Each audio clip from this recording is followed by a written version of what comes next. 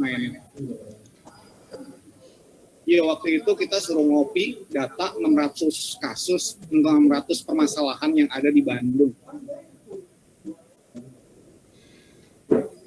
Jadi ada 6 tema yang waktu itu disampaikan.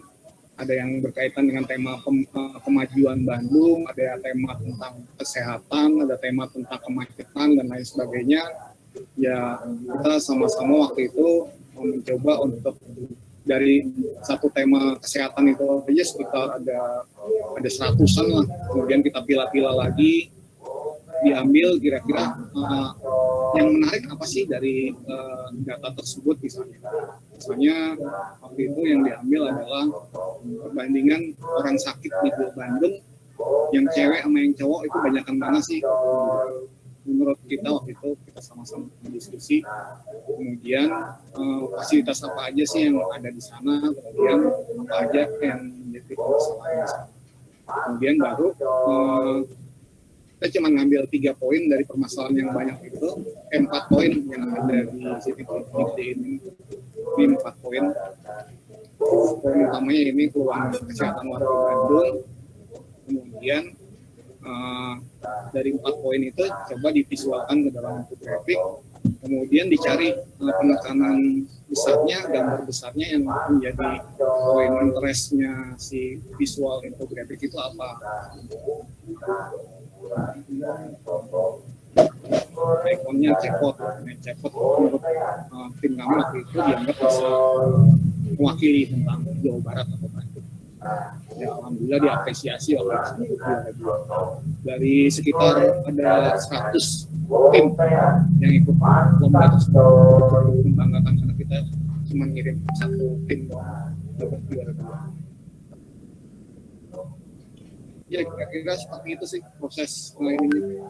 Jadi memilah data, kemudian dipilih kira-kira yang menarik apa dari nggak perlu banyak-banyak poin-poin utama yang ingin dimasukkan ke dalam infografik itu, baru nanti dipilih ikon yang menarik untuk dijadikan visualisasi. Kira-kira seperti itu. Mudah-mudahan menjawab Mas Ben. Oke, Mas Ewan mau nanya lagi deh. Ini kalau misalkan program ini akhirnya karya anak mahasiswa ini dipublish nggak sih sama Pemda Bandung?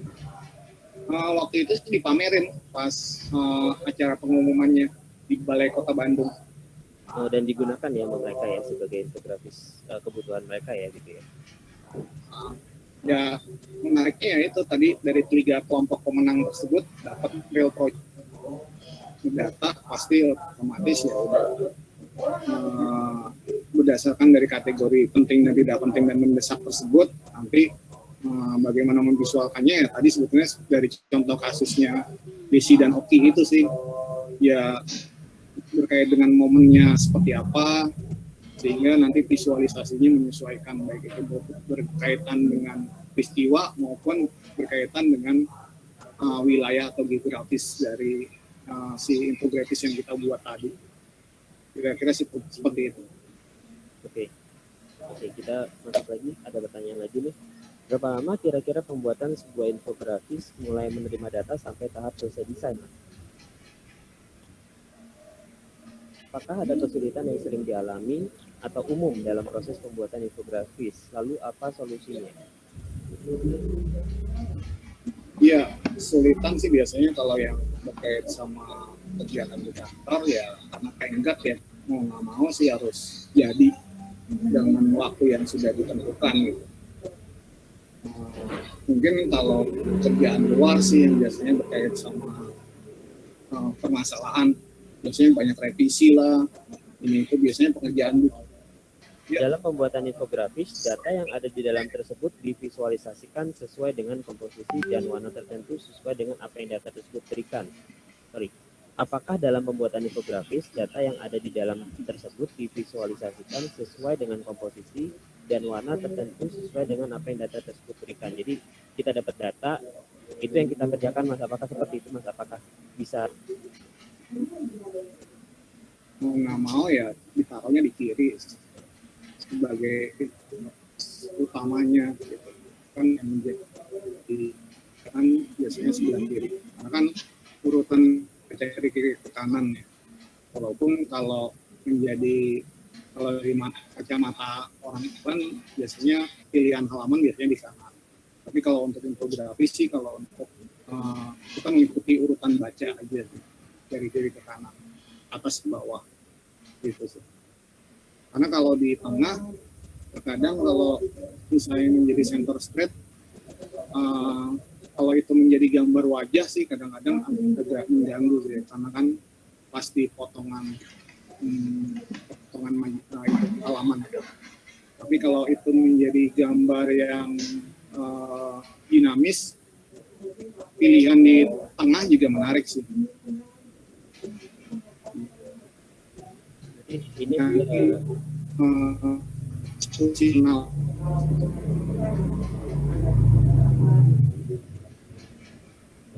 Ini berarti tergantung dengan kontennya juga. Yang terpenting sih urutan bacanya ya.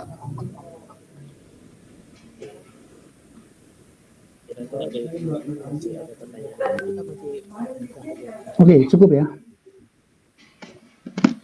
Cukup untuk video.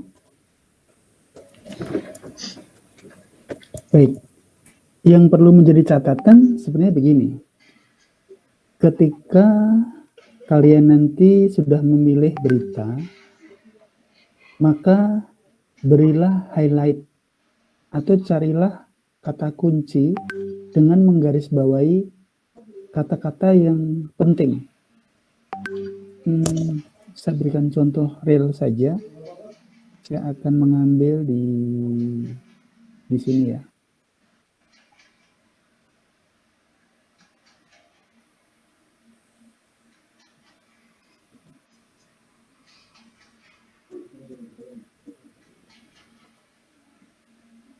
Ini ya, ini beritanya. Yang saya akan mencari berita yang memang memiliki data ya, berdasarkan data maksudnya. Berita dan data.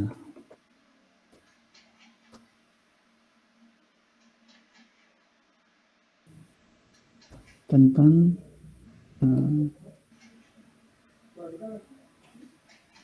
ini E-nya macet.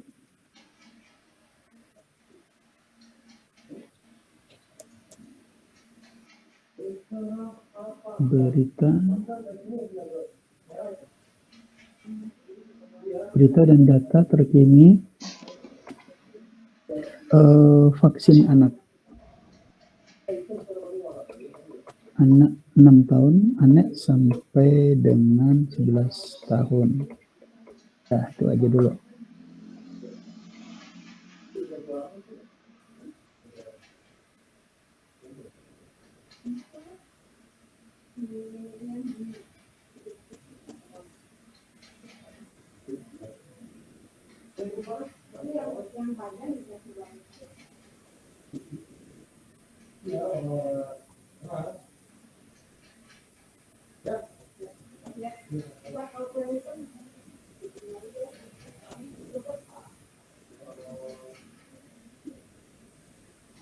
Ini yang menarik, vaksinasi COVID-19 anak yang target. Nah ini ya. Nah, ini kan ada judul nih. Judul ini saya copy ya, saya copy.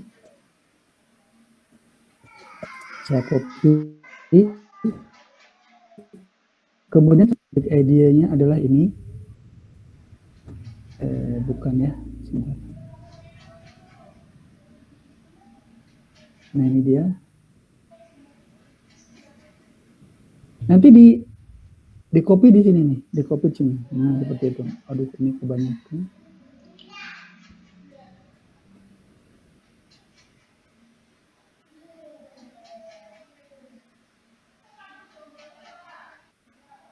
Bentar, saya rapikan dulu.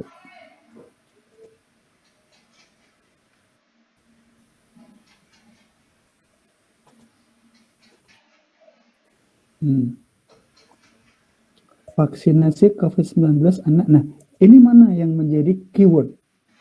Harus di-highlight. Misalnya, vaksin, ini kan tentang vaksin. Oke, ini di-highlight. Tentang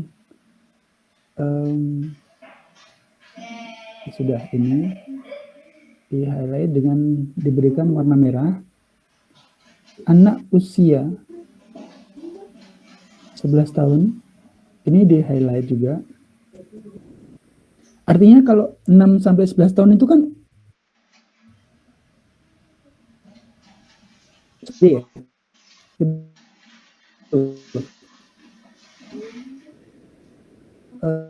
di mana di Bekasi.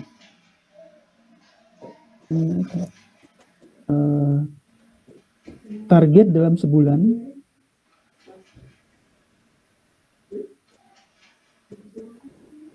tetapi terganjal izin orang tua. Ini yang harus kita coba ya. Ini juga target. Bentar, ini enggak usah.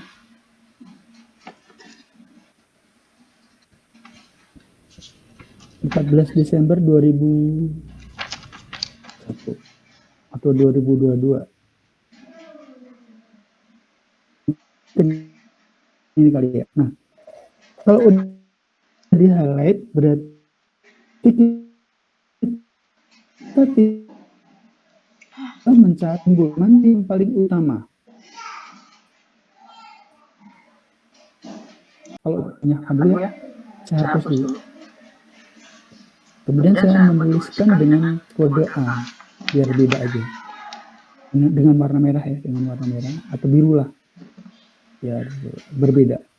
Warnanya biru seperti ini.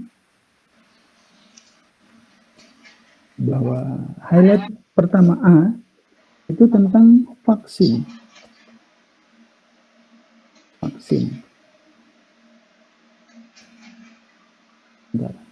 Menggambarkan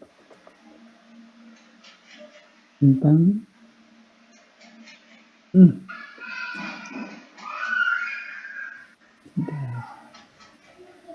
cari E lagi karena E-nya suka hilang. Menggambarkan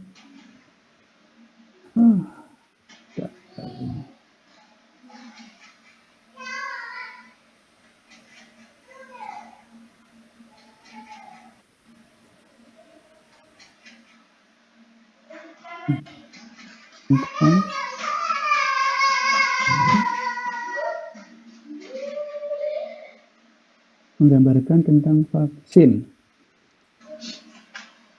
Nggak apa ya, warnanya begitu-begitu. Terus MP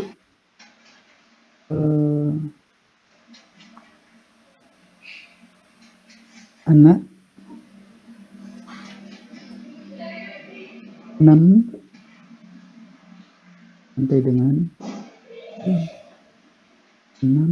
sampai dengan 11 tahun yang sedang divaksin. Oke. Terus apa lagi?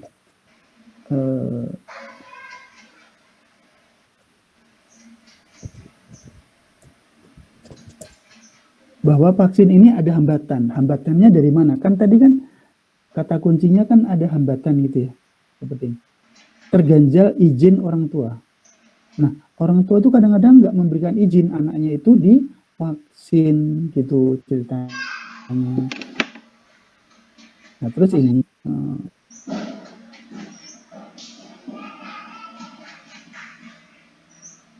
hambatan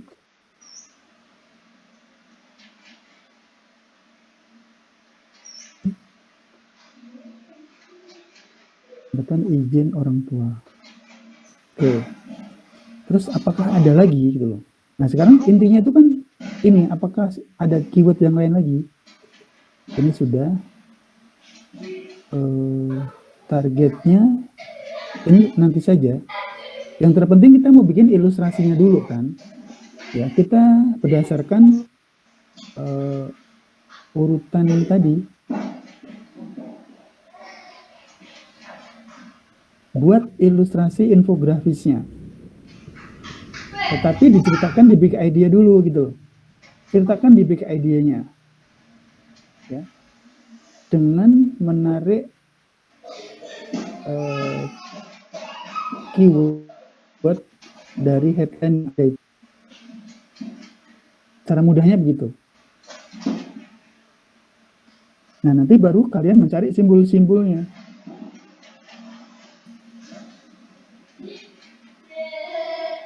Misalnya gini, kan tentang vaksin. Nah, simbol apa? Nah, simbolnya tentang apa? Tanda tanya ya kan? Kita cari simbolnya. Gambarkan tentang vaksin. Ya berarti cari aja vaksin. Bahwa vaksin itu simbolnya adalah misalnya. Oke, kita cari ya. Simbol vaksin.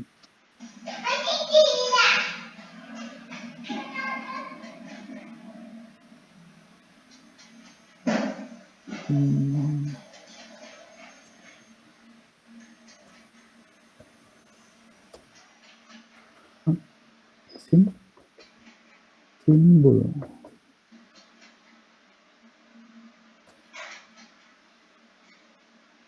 Ini kayak gini juga bisa. Nah, hanya saja kita mencari yang foto ya. Kalau ini merupakan alat untuk vaksin dalam bentuk jarum suntik, kita cari yang foto. Jangan mencari gambar-gambar yang vektor. Ini kan gambar vektor, ini gambar vektor gitu. Sebentar ya, kita coba. Nah, sekali lagi kamu jangan mencari yang vektor-vektor seperti ini, meskipun nanti kita vektorkan. Oke. Tapi yang jelas, kodenya bisa jarum suntik dan botol vaksin, kan? Ini kan botol dan vaksin. Kalau menurut saya sih,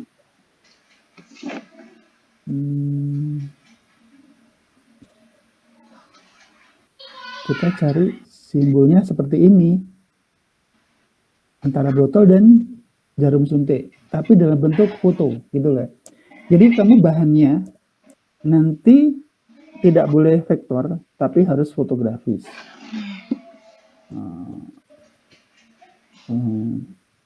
Jarum vaksin dan botol vaksin. Kita cari. Seperti ini.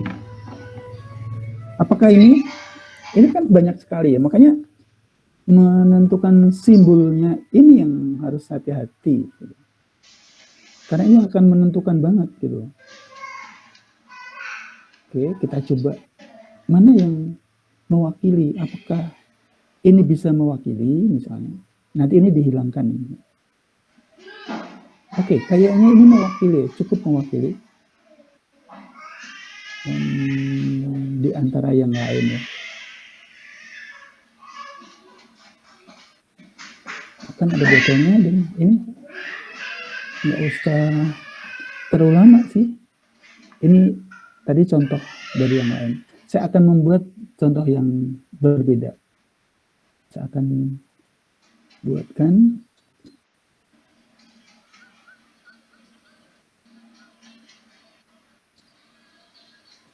ini 42, ininya 60.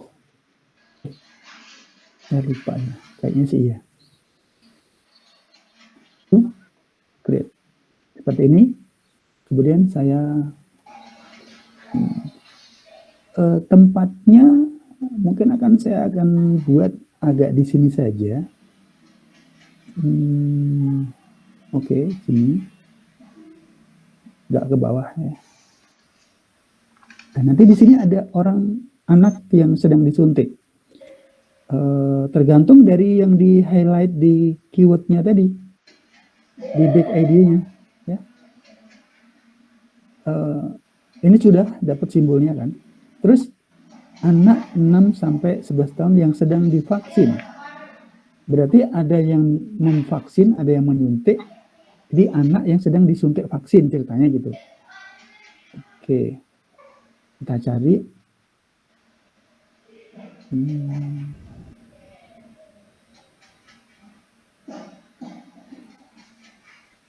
Ini apa sih ya?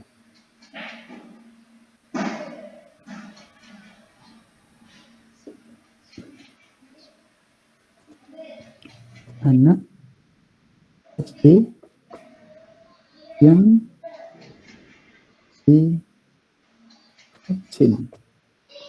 Langsung saja ya, anak ini kok kebalik-balik. Anak SD yang divaksin. Oke. Langsung saja ke image. Barangkali ini, ya, ini ya. Ini pas banget ya. Kalau bisa sih agak panjang di sini ya, agak panjang gitu. Itu lebih oke. Kita coba cari ya.